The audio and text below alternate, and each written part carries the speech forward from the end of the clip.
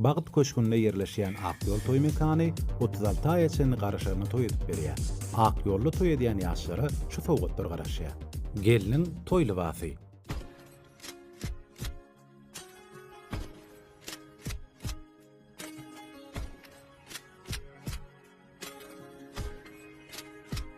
Gelin alıcı ulogy.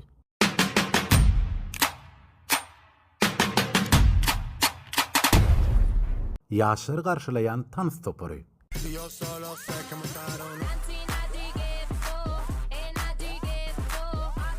Ýaşlar üçin mehmanhanadan lüks otagy. Akyol toy mekanının adından füýsülük tortuy hem de toy portreti soňky tökülünde taýýarlandy. DJ we alyp barjy. Gara sowgatlar sanasyň sogabyken Akyol toy mekanyny toy etmek siz bilen toy edip bermeden Akyol toy mekany bilen.